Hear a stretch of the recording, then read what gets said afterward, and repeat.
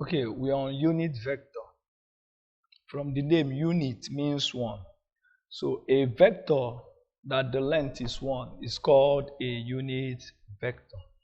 So that's it. But generally, you won't be given a vector that the length is 1. They will give you a vector that the length is not 1. And you are now asked to find the unit vector, meaning to convert it to a vector that the length is 1. So how do you do it? To find the unit vector of a vector, we divide the vector by its magnitude. So if you have a vector u, then the unit vector in the direction of that same vector is always u over the magnitude. So that's it. So example, if someone asks you to find the unit vectors of the following.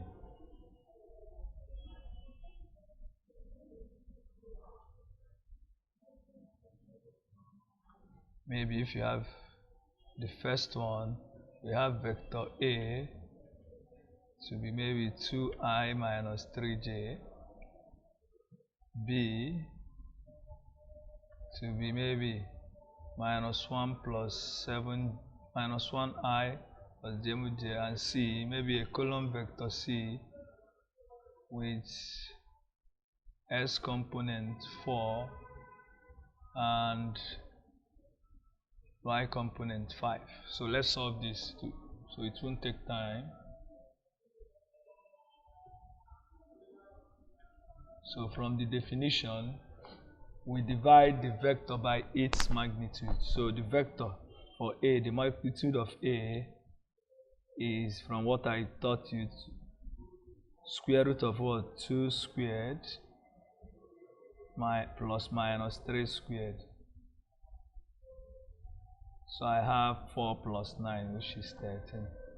Therefore, the unit vector, most times we normally denote it as A. Put the symbol there. So the unit vector of this is now A, the vector A over the magnitude of A. So what was it? Which is 2i minus 3j over root 13. So that's it. Or maybe you divide each by the magnitude, which is 2 root 13i minus 3 root 13j. So that's it. So the magnitude of this is 1. You should try. If you check now, the magnitude of this vector, this unit vector, is 1. So that one is left for you to check. Why the second one? I have minus 1i. So let me write this so that it will be conventional. Minus I.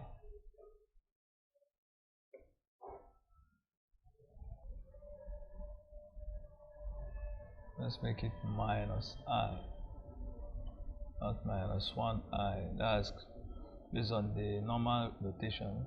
So let's get the unit vector of B. So the unit vector of B is now the magnitude. So let's not waste time now. So square root of minus 1 square plus 7 square.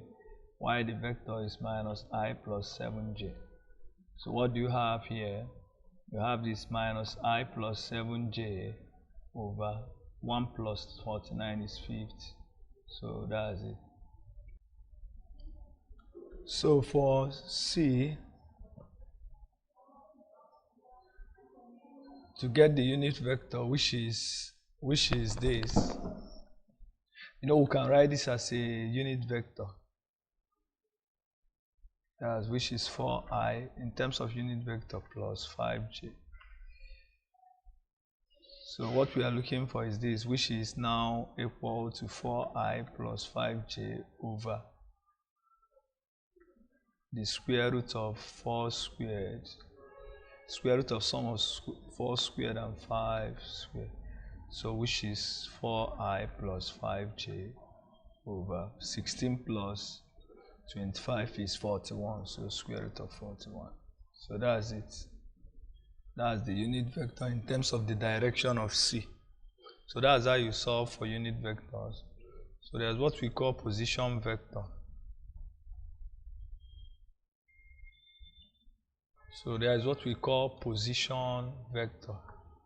position vector is a vector that is relative to the origin. So whenever a vector starts from the origin and moves, it's called position vector of that. So as you can see the origin A started from the origin, see the direction, the same for B, the same for C. And as you can see, we can name vector A as a column vector, which is, if you trace down, the x component is 1, while the y component is 3. For B, the position vector B, which is 2, 2. So you can see, if you trace down 2, trace up, so horizontal, vertical, that's it. For x, for C, is equal to 4, 1. So the x component is 4, y component. So that's the position vector for A, B, and C. So look at this trick equation. We're asked to, it's simple, but it requires the basic.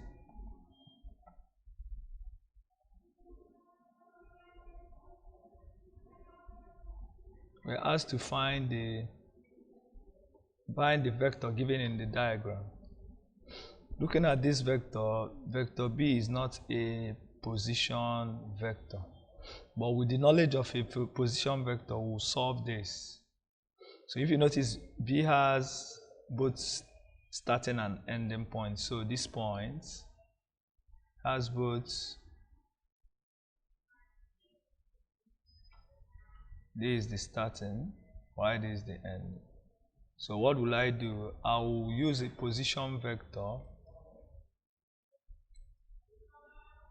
a vector starting from the origin to the starting point of A, of B, and also, let me use dotted line. Let me change the thickness.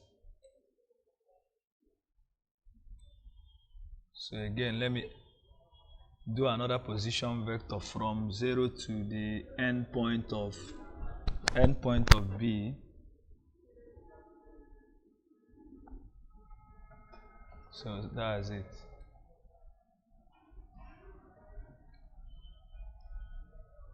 So that's it.